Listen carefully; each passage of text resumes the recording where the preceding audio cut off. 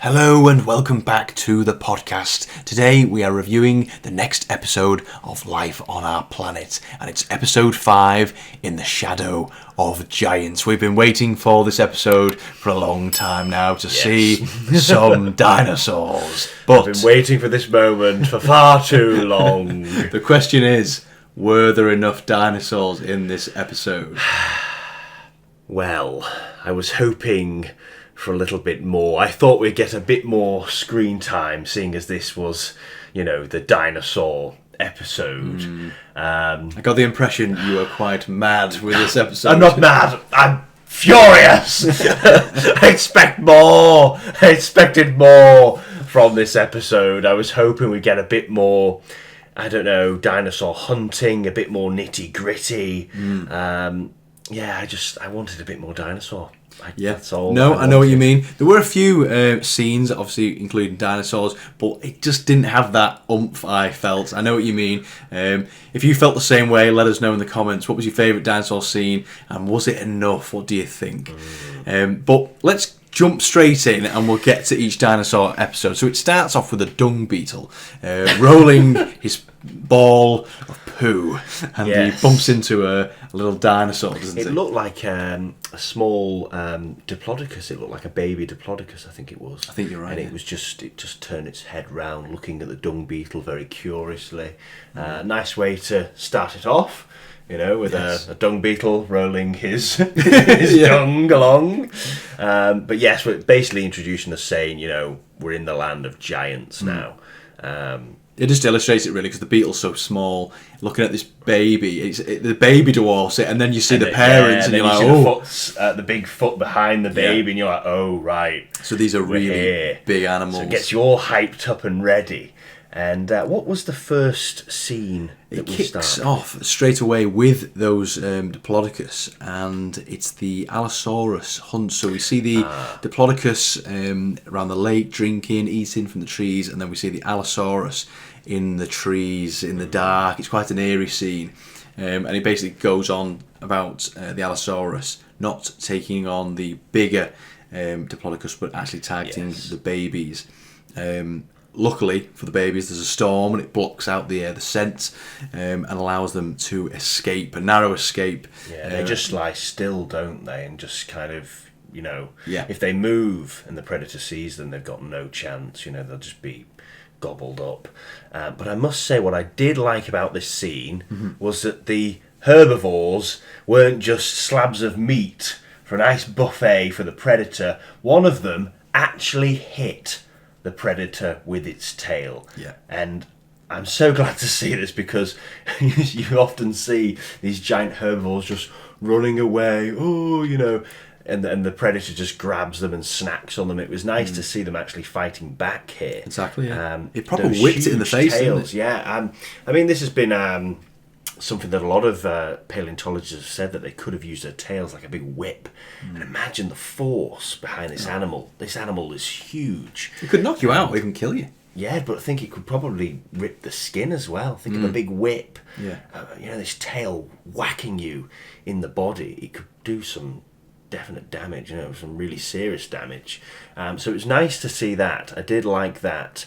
I just wish we got to see a bit more of them. Yeah. Because this was the scene that we only got of these creatures, wasn't it? And then it moved on. I would have liked to have seen a bit more of the Allosaurus. I thought it was a good opening. I enjoyed it, but I did think we'd see them again. But like you say, it was the last time we saw them, so it was a bit like, I wanted to see a bit more of that. I did think we'd return back, but no, unfortunately. Allosaurus. I'm glad they went for like Allosaurus instead of like, a different dinosaur. It was a good combination, I thought. It's a classic dinosaurs of the Jurassic, exactly. Allosaurus and Diplodocus. Maybe we could have seen something different that we've not seen before. But no, it was a nice scene. I just wish we got to see a bit more of them. A bit more of the Jurassic, maybe some Stegosaurus in there or something like that. That would have been good. But no, it was it was a good scene. But next is not a dinosaur scene as you like. I think it was still good. This though, this next scene, which is the plants, the evolution of plants into flowers. This is a very important. It's a critical stepstone in evolution. This is incredible, really, when you think about it. It might only seem like a flower, but this is actually, this changed the world.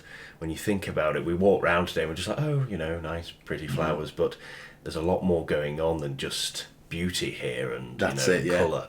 There's a lot more to it. But I did really like this scene. It was one of my favourites. Yeah. It was a water lily, wasn't it? This flower, huge water lily in the Amazon rainforest, I believe. Wow. And it was basically showing how the flowers developed during this time, and then it started to take advantage of obviously the bugs. How they could use these bugs to spread their pollen to other plants and reproduce. And I didn't know it was that early. I thought it was in the Cretaceous when the flowering plants came about, but it was actually was it in the late Jurassic? I think it was the late Jurassic, or maybe in the middle Jurassic. Yeah, it was certainly in the Jurassic. This must have been the very beginning of where it started when to they just stem. started to appear. And because it goes on to show like bees and all, I think it was beetles first. It said was the first ones that began to do this like pollination between different plants, and then these plants have kind of thought, who's best at spreading the pollen? Let's try and attract the best bug.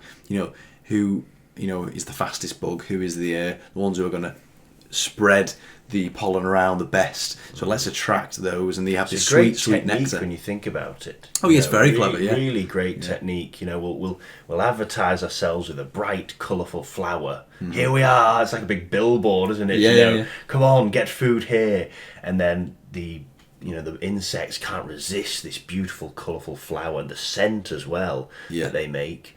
And then they go inside. This beetle crawls inside the flower and gets rewarded with flesh. It said, didn't it? The flower actually has some flesh inside that it can feast on, and it stays in there overnight. That's it. Yeah. And so it has a little, it's lovely, isn't it? Oh, you can stay in there, have a nice rest and sleep, stay safe at night, get fed, and then when it opens in the morning, the beetle had pollen stuck to it.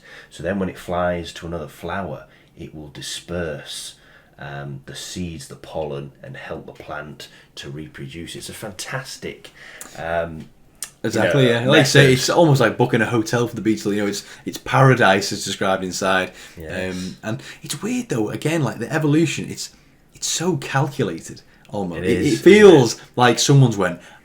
I had a board meeting. Like all the flowers have sat around. Went, no, you know what we need to do? We need to start getting on these bugs and start letting them spread the pollen. But it's not. It's just happened. There's no. You know what I mean? It's weird. It's like they've evolved from those beetles into bees. So the bee is now the perfect pollinator. Exactly. Yeah. The flowers are all competing with each other because they're like, don't go to that flower, come here. Mm-hmm. We'll give you better food, or we've got brighter colours.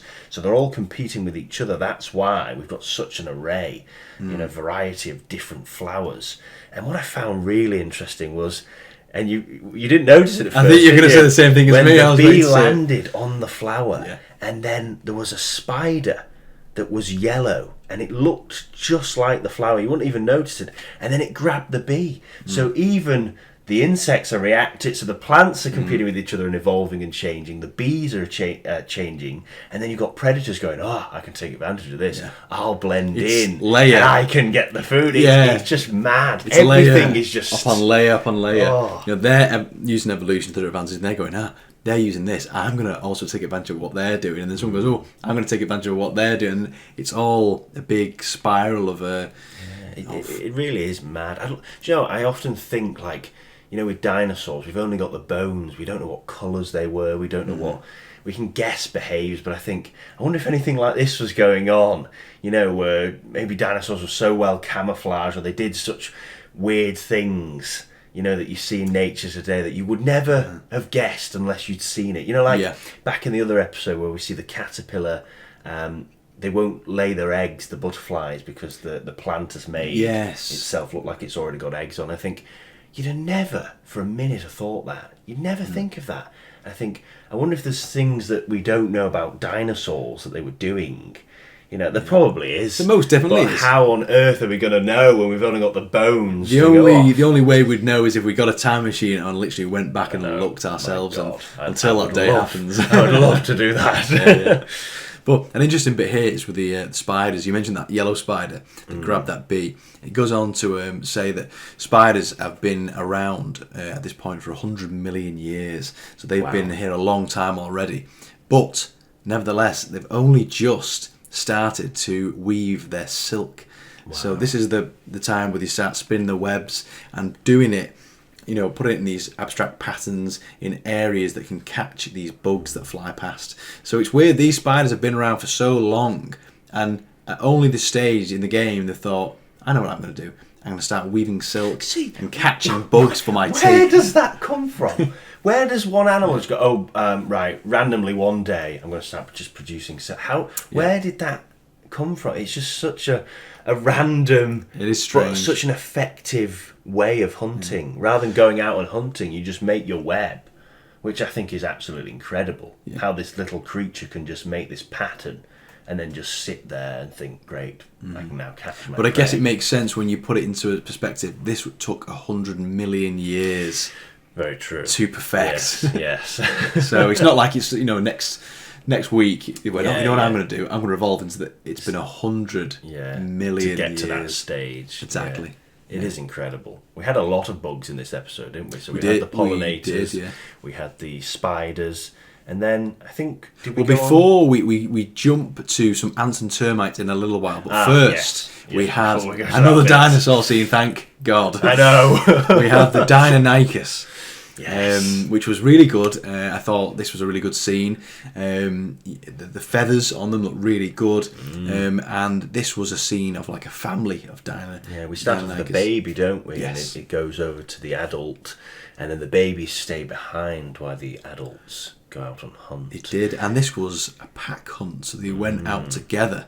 Now this is a debate of obviously how theropods hunted, especially raptors and Deinonychus, Velociraptor, etc. So it was interesting that they decided to portray the Deinonychus as a group, and they were hunting an Archosaurus or Arkansaurus.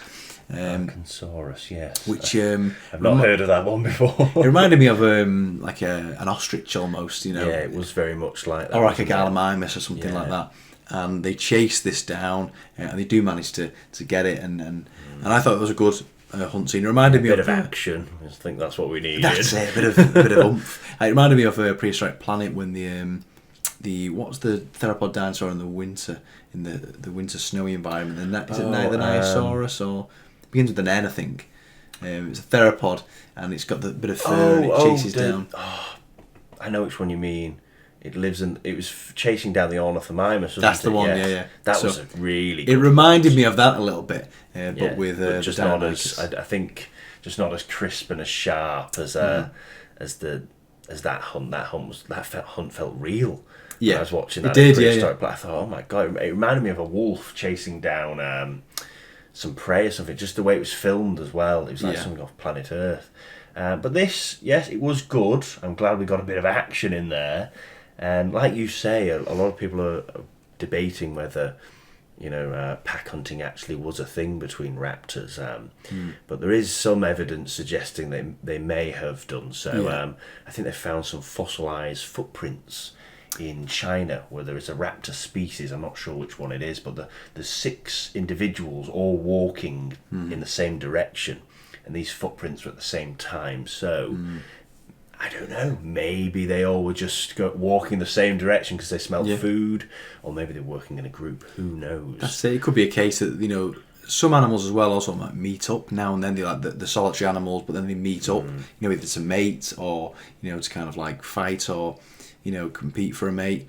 So it just depends really. I mean, a lot of animals as well are cannibalistic, but I don't think there's any evidence of, cannibalistic behaviours between Deinonychus or any of the raptors, but I think it just makes sense for them to kind of hunt in a pack. I mean, it would. You'd be a lot more successful, but whether they're a social group, because think about it, when the Komodo dragons are hunting, they all gather round, don't they, and bite the prey, but they're not exactly social. It's not like they're all looking after each other. They're all kind of just thinking, they're all just there. Come on, let's all bite. Now, whether that's what they were doing, you don't know. They could have just been, maybe an animal's injured. They'd all sniffed it out. That's it, yeah. They've all come along and they thought, well, let's attack it. They're all there for the same reason and thought, you know what, whilst we're all here, we might as well just jump in on the action and work together. And then they might have all went their separate ways, so... Who knows? It would be cool, though, if they did hunt in packs. I like that idea them better. To hunt in packs. Yeah.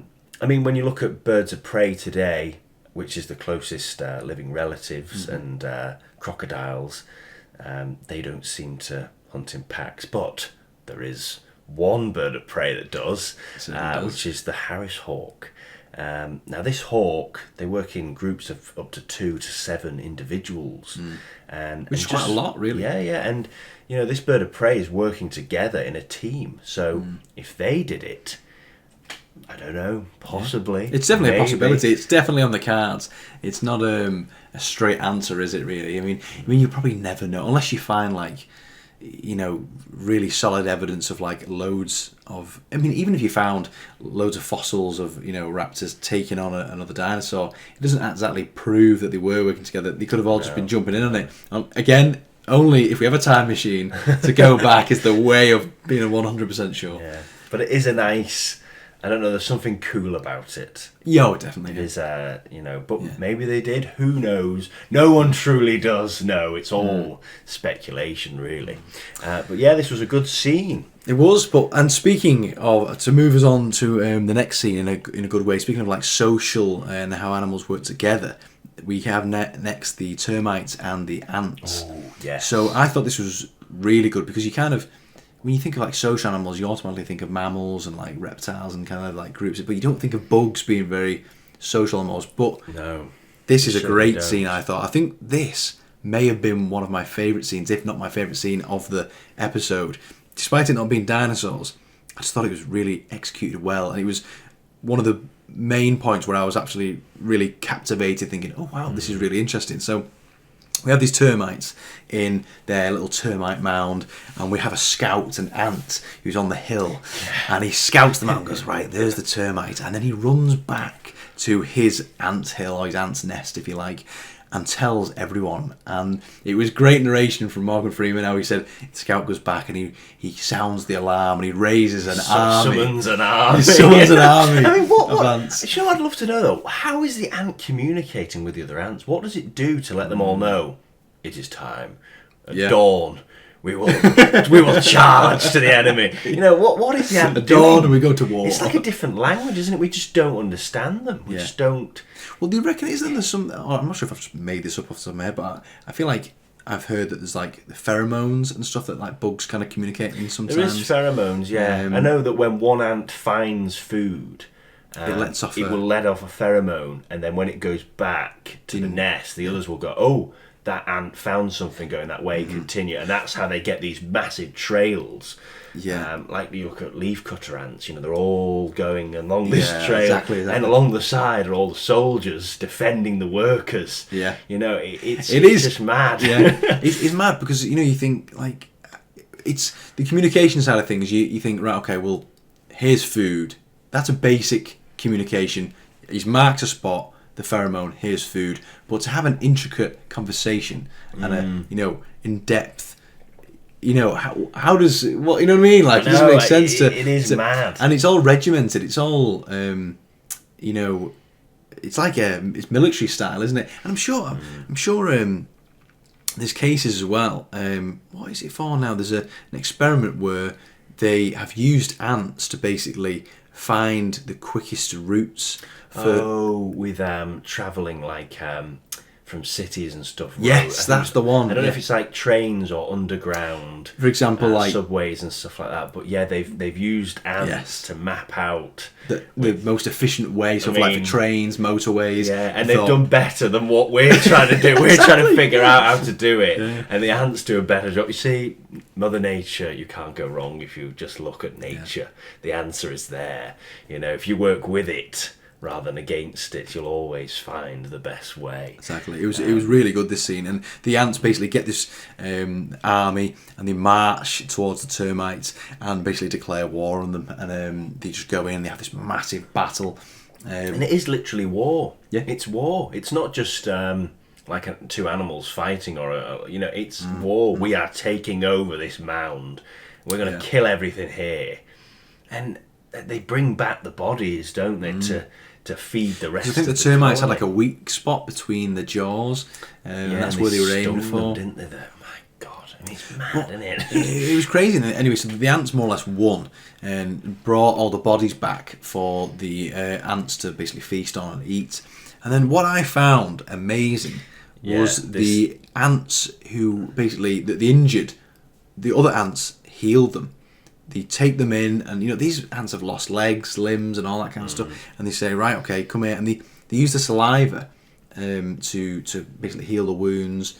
And they had antibiotics, didn't they, inside the saliva? in the saliva, yeah, some kind of like antibiotic. I never knew ants did that. I knew they went to war and battled other creatures, but I never knew they actually took care of their injured comrades. Well, I did not I know think that. Morgan Freeman said that ants are one of the only other animals, other than humans, who are known to do this, to actually look after the wounded after by using medicine, specifically by using medicine.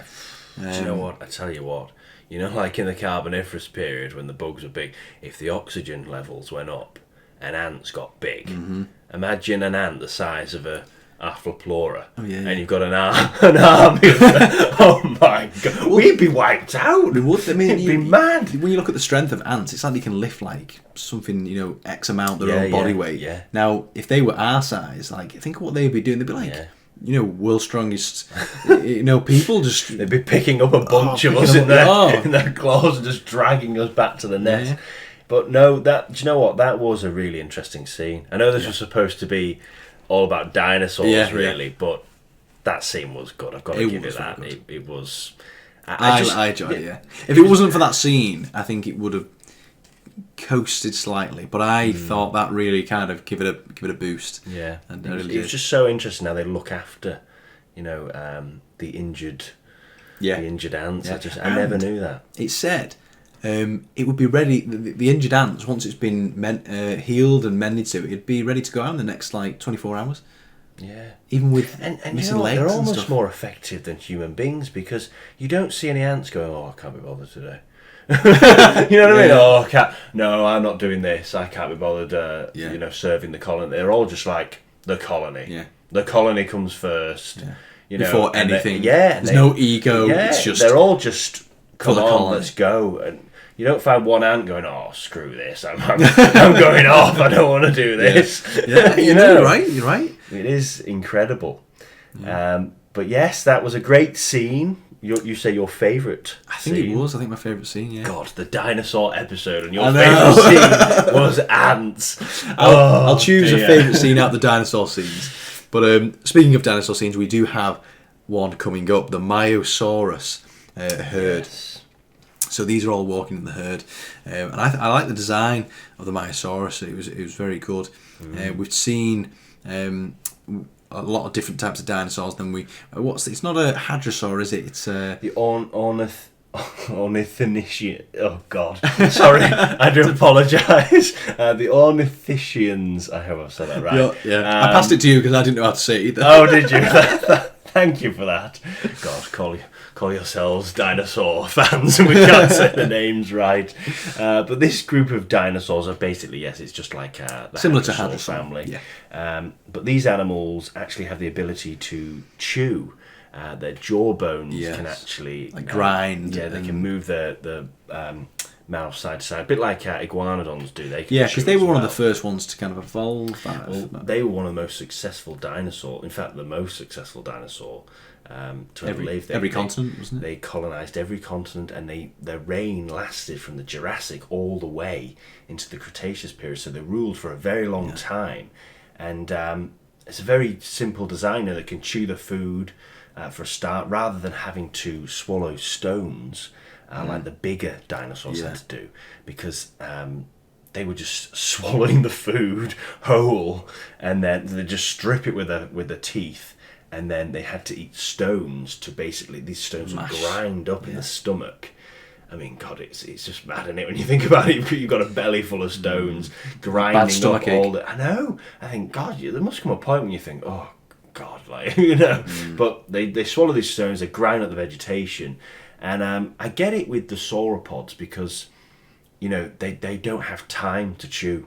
They're just so big. They've got to get the calories in. Yeah. They're like, right, chew. Well, not chew. Strip the vegetation bare, swallow it. Get the next mouthful. I think it developed some kind of like really, really harsh stomach acid or something. So it probably did. I mean, well, it probably did. Yeah. But these stones literally just grind the vegetation up. It hasn't got the time. When you're thinking of an animal that can weigh, Argentinosaurus, 100 tons, 110 possibly. Yeah. This animal didn't have time to chew its food. It was just like, I've got to swallow this and get the next mouthful in. Yeah. Otherwise, you're just going to... They would have just spent all day eating just to maintain that body size. But these animals did very well just from that, being able to actually chew their food. They probably had a lot less stomachache as well. And they did very well. They spread around the planet. Some grew huge, like the Edmontosaurus, which grew as big as T-Rex. There is one hadrosaur, the biggest one. Is that the one in China, is it? It's in China. Yeah, I remember. And I can't remember the name. I need to try and find it. Because Edmontosaurus, I mean, when you look at T-Rex, that's... to match the size of a T-Rex. But it makes sense because T-Rex would be, putting you on the menu, essentially, and hunting you, so you need to kind of get bigger to kind of, get some strength behind you and try and, push back against these predators that are hunting you down. So it makes sense for them to just get bigger and bigger and try and get away from these big predators like T-Rex. To see how to pronounce that. Can you see how to pronounce that there? I would say Shantungosaurus. Shantungosaurus. That is the largest hadrosaur to ever live. It was Shantungosaurus. Let's see how big it was. 7 meters tall. Oh my God. 15 meters long. So it's longer than a T-Rex. And could weigh approximately 12 to 20 tons. Bit of a variation there, but 20 tons. There's always a variation between weights and heights. When you see a hadrosaur, though, you don't think of it being... you think of it being big, but when you see the sauropods, you're like, the sauropods are huge. You automatically have some kind of connotation with them. You see some of these animals, they're really big. Huge. I mean, like an Edmontosaurus, for instance, as big as T-Rex. Yeah. And when you think of a T-Rex hunting an Edmontosaurus, you don't think of them being that big. So they were large animals. Oh, huge. Quite a hard task for a Tyrannosaur to bring one down. Definitely. And it's funny because while you've got all these dinosaurs, it shows the mammals and whereabouts they're up to, the emergence of the mammals, and it kind of fits to the episode's name, In the Shadow of Giants, because we, as the mammals, are hiding in the shadows, if you like, waiting for our opportunity to seize the moment. Certainly. It also mentioned that sea levels had started to rise at this point because of magma. Below the continents. The continents would start to break up. So animals were now evolving in different areas of the world and not mixing with other ones because they were living on, a different island, or, the sea was... There was also a lot of shallow seas, which was great for the reptiles, the sea reptiles, Mosasaurus, the plesiosaurs, the ichthyosaurs, all of those are doing really well, all these shallow seas, because of all this breakup of the continents. But yes, what do we move on to now? It was a mammal scene. It's the mammal scene. It's with the snakes. So we see these little rodents and stuff, and we see one with a little tongue, and he's getting the termites. He's having the termites. I don't know what the name of that mammal was. Can you remember? Or a numbat. A numbat. That's the one. Which is a marsupial. Ah. Yes, so they have pouches. That's the one. And they keep their babies in their pouches. Yes, and we see the little babies running around, and the mother sees the snake and starts to alert the babies, and the baby jumps on the mother's back. It's like clinging onto them as it runs off. But but it's funny because you think, oh, it's got away, but Morgan Freeman says, these snakes are patient. Yes. And they've been doing this since the dawn of the dinosaurs. I like how they brought this animal out, because before you see the snake, you saw the skin that had been left by it, and you're like, oh, here we go. Yeah, what did they say now? They said that the leftover skin from their, something reptile, descendants on Nemesis or something. There's a line that was really good. And do you know, you just reminded me of something there, though. Have you seen that, I think it's a ground squirrel, and it grabs the dead... not the dead, but the dead skin of the snake when it shed its skin. Yes. And it chews it up into a paste, and then it rubs it over its tail so it smells like a snake. Oh yes, I've heard that. And then it wafts its tail in front of the snake, and the snake is very confused because it can smell another snake on it. It's thinking, hang on a minute, what's going on here? Yeah. And you can see it just waving its tail at it, looking really big, stay away from me. But I thought, isn't that clever how it's used the snake's skin against itself? And the snake is just a little bit put off. It's thinking, hang on a minute, you don't smell. Something's not quite right. It doesn't make sense. Yeah, you think you sound like you smell like one of me. So I'm thinking, what's going on here? But yeah, you just reminded me of that then. It's good because, and then it goes through all the different types of snakes and where they've conquered. Snakes are just mad. There's jungles, so many different varieties of them. Even the sea snakes. Yes, the sea snake. They've conquered the oceans as well. Yeah. But it's just like there's venomous ones. There's ones that constrict and kill you by squeezing you. All the different patterns, tree snakes, ones that are living on the ground, adders, rattlesnakes. And of course, the biggest snake that we've discovered, which is the Titanoboa, which is an absolute monster. Yeah. You definitely won't come in front of one of those. No way you'd get away from all of them. Not. I always remember the Titanoboa when we first played Ark, and we came across the swamp area, and we were just like, when we found the Titanoboa. And they were venomous in that as well, but I don't think they would. I don't think Titanoboa... I think it's too big, isn't it? It'd probably use its muscle and its strength rather than relying on venom. But I suppose, who knows? Let's have a look at just how big Titanoboa was. Oh my god. 42 feet long. How long is that in meters? 42. 1.27 tons. Oh my god, so it weighed over a ton. Surely that can't be right. God. Surely that can't be correct. Oh my god. That's a big snake. Maybe that's after a meal. Oh yeah, 1.25 tons. Wow, that is insane. Oh when you think of anacondas and things now, these big snakes that you see eating the deers.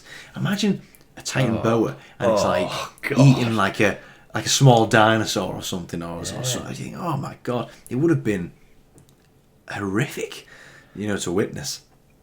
Yeah, you definitely don't want to step on one of them. I mean, I don't think you could. I think it'd slide over you if you stepped on it. 12 metres.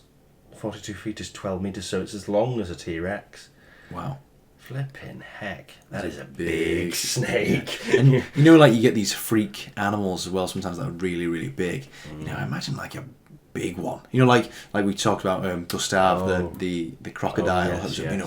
Like a freak-sized crocodile. Imagine you get a freak-sized Titanoboa that was just really bigger than every single other snake out there. You think, that's very scary. Very scary to think about. It's terrible. We see another scene, don't we, of a venomous snake that is attacking another small mammal. I can't remember what it was called now. It was a little kangaroo or something, a kangaroo rat, or it jumped up in the air, didn't it? Like a spring, yeah. It was these split seconds, and it was basically saying the patience of the snake versus the split second reactions from this little rat. They're called kangaroo rats. Is that what they're called? Yeah. Yes, kangaroo rats. Unless I've wrote that just as a note thing. Oh, kangaroo rat. But no, I think it's called a kangaroo rat. Well, we know what we mean anyway. Yes. But essentially, it's like these slow motion shots, which I thought were really good as well, because you see the snake watching it, and it's in the dark. So this kangaroo rat is, going round, and it doesn't see the snake until the last minute, and it lightning fast reaction. Lightning fast. The snake goes, and I tell you what, it does so well. It springs up into the air. On one scene, the snake went for it, the kangaroo rat flew up into the air and then landed back on the snake's head, just to add insult to injury to the snake. Just go, It's like, take that! You've not caught me, but I've just stomped on your head and now I'm off. And Do you know and what you I got away. noticed though as well? When it jumped up, its tail was going mad. The rat, the kangaroo rat, its tail was swinging around. And I thought, is that to kind of get the snake to pay attention to the tail? The tail's swinging around, so it distract maybe it. goes for that rather than Could the be. body. Could be. Because I thought it was like swinging it round like a windmill as it jumped up, unless it was just absolutely scared, and just jumped up and Pure went, panic. "Poof," I don't know. Could but, be. And did you know there are over 3,000 species of snake? Did you know that? That is a lot of snakes. Yes. So they've done very well. And they've conquered nearly everywhere, haven't they, in the right, world, really. I think they've conquered every continent, apart from Antarctica, possibly. Yeah, I think that's probably I think right. they're everywhere. Australia, all over Asia, Africa, Europe, yeah. they're everywhere. So they've done very well. They've done extremely well. I think, if anything, if there was to be another extinction, I think snakes would possibly do very good. I think they'd be able to survive. Well, we were speaking about it before almost. I mean, we won't touch on it because we'll touch on it on the next episode when the extinction happens. But, we always say the smaller animals tend to be the ones that survive. Yeah. I think being big, I think animals, when it's all going well, it's like, yeah, we can prosper, we can grow big. But the minute something goes wrong, it's the big ones that die out. Or if you're over-specialised. You're not going to be able to adapt. You need to be something that has a simple plan. Crocodiles, sharks, things like this. Because if the environment are able to changes too survive. much, then you're over specialised. Your specialism doesn't suit that environment anymore, and suddenly you're gone. Exactly. But we move on.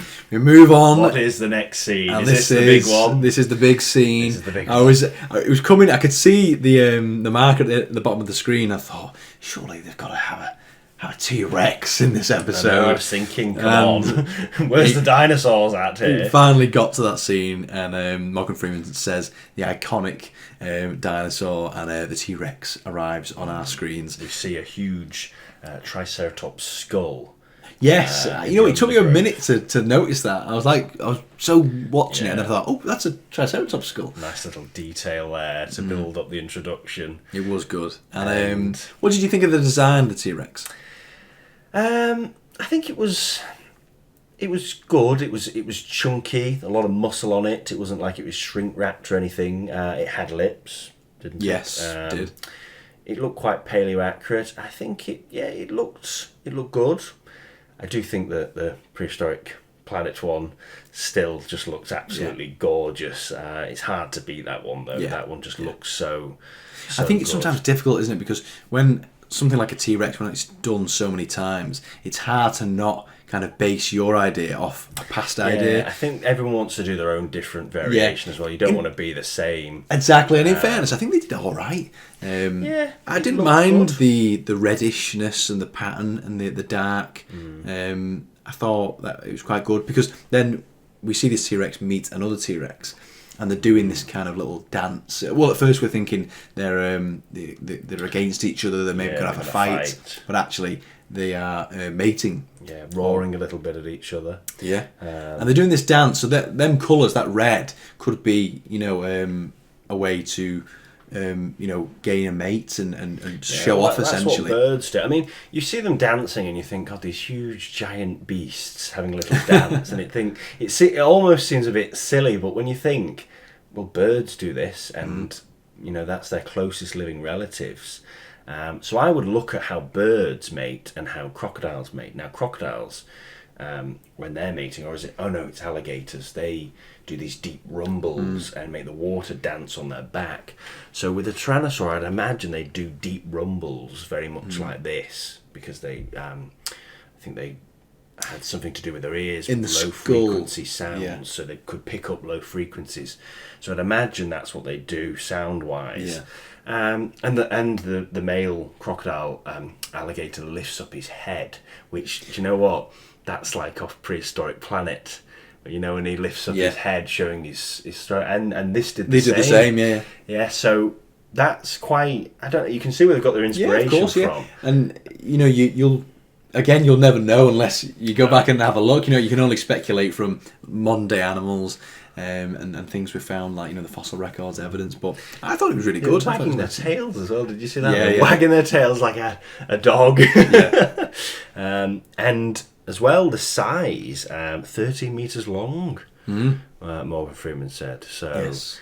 I mean, they are like 12 point something long, aren't they? Some of them now, the biggest Yeah, ones. definitely. I mean, there's What else? always We have the Copium Rex as well. there's new research on the horizon. The It T-Rex. could have been bigger than we actually thought, Definitely. So it's certainly something to keep an eye on and watch. And weighing 9 tons as well. Now, Yes, big. I remember when Walking Dinosaurs came out, and I'm sure it said 6. Or was it even 5? It might have been 5 tons. I feel like it was 5 in my head, but I know, and it seems to have just gone up over time. I think they're now realising that T-Rex was actually a lot bigger, a lot stockier and chunkier. yeah. Well, it's than like they in the thought. films, they are often look like it's just the skin on skeleton, isn't it? Yeah, I hate a shrink wrap dinosaur. Like, Yeah. have you seen the art that they've done of modern day creatures?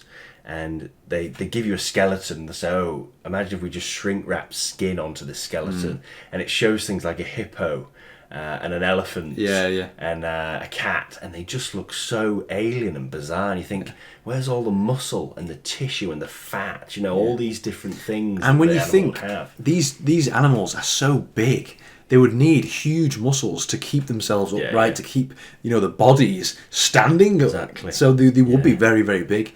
So yeah, I do like a good chunky dinosaur. Yes, I think 9 tons is quite, reasonable.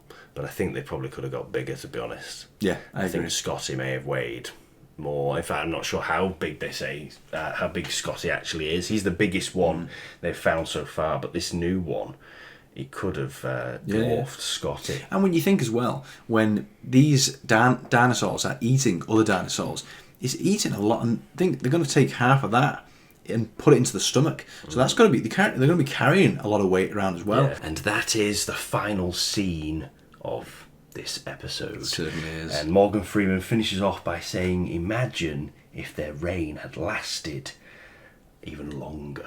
Who knows what they would have become." Well, think you had so long to evolve into what they did evolve into, and they reigned for so long, and it was only stopped because of the comet, or in theory, and what could they have turned into? We could. Well, that is a conversation that could last for a very long time. I think that could be another podcast, to be honest. Yes. But I'll tell you what, I wish the T-Rex had lasted a bit longer in this episode. I wanted to see a bit more. When it went off, I thought, no, that's it. But I did say I wanted 4 clips, and we did get 4 clips, but I don't know. The Myosaurus wasn't really a clip. It was more just like, oh, here's a Myosaurus. Oh, by the way, here's some ants. And I thought, oh, Yeah. goodness For me, sake. I mean, we had the Allosaurus and the Diplodocus. We had the Deinonychus. We had the Myosaurus and the T-Rex. So yeah, technically on paper we had 4 Which was dinosaur your scenes. favourite out of those scenes, would you say? My favourite would have to be, I'd say the Deinonychus, Would you? Yeah, I just thought, well, I don't know, actually. I did like the T-Rex. I'd probably say the T-Rex. Yeah. I think sometimes, I don't know, they looked a bit weird as they were running after it. And do you know what? Yeah. I hate to criticise, because do you know what? I was watching a video seeing the effort that they go to making these animals. They were in the Lake District filming the Plateosaurus scene, which was in the last one, getting us hyped up for this. And they're waiting for the sun to come out, and then even just like moving a twig where the Plateosaurus has walked past, oh, move that twig, put the moss down there so it looks like it's walked past, and we barely even notice it. How many people notice the moss move Exactly. in that scene? And I think everyone's so quick to criticise and go, whatever, and I think that the effort that's gone into it. But So you need to stop for a moment and appreciate the effort that's gone into it, and it is brilliant. It's a really good, and to be honest, I'm glad it's taken us on a story. I can really see the story in this series. It's not just dinosaurs, this, that, prehistoric animals. Oh, look at it's the journey, isn't it, of life? The journey of life. We started right at the beginning, and we're going to take you step by step by step all the way, to modern day. Which I think, I like it. I like it. It's good. It's very good. I tell you what, though, when he finishes off by saying that of what they could have become, Now, think about it, 65 million years ago is when the dinosaurs died out. So that's 65 million years of evolution. Now, the Cretaceous period lasted 80 million years. So the Cretaceous period itself is longer than the time that we've had now from the dinosaurs. Yeah. So just think, that chunk of time, what could have happened. I imagine that they'd have just kept improving and kept evolving to become even better at what they do. They would have done, yeah. You As probably long would as have had a T-Rex that would have been... I mean, imagine T-Rex having 65 million years to evolve. I mean, flipping heck, what kind of monster you would have been would you have got? super predator. I mean, it was already a super predator, but Yeah, wow, but just think that because the prey is going to keep trying to adapt, the predator's going to have to keep up with that. So you've just got this arms race of trying to survive. and it's just never ending. Like, And that, only just from... we'll have to do small... a podcast episode exploring all those different avenues for that, and really flesh out what it could have been and what the world may have looked like. Yeah, you I know, don't think the mammals would have took the throne. I think it'd still be a dinosaur world now, to be honest. what would be interesting is if we did kind of stem in and humans and dinosaurs coincided in the same world. that would have been interesting, wouldn't it? Flipping heck. Yeah. That would have been a weird crossover. Maybe somewhere out there in a parallel universe there is a world where there are dinosaurs and humans. I'm sure there probably is.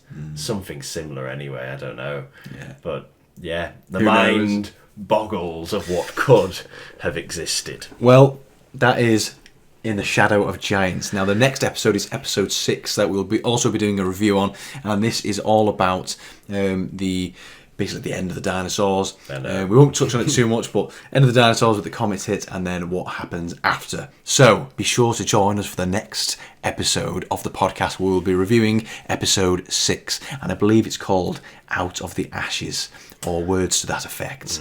So if you've enjoyed this episode, make sure you give us a like and subscribe to the channel so you don't miss the next episode. Thank you very much for joining us. Yes, thank you very much. And we will see you in the next episode of the Extinct Kingdoms podcast. Bye-bye.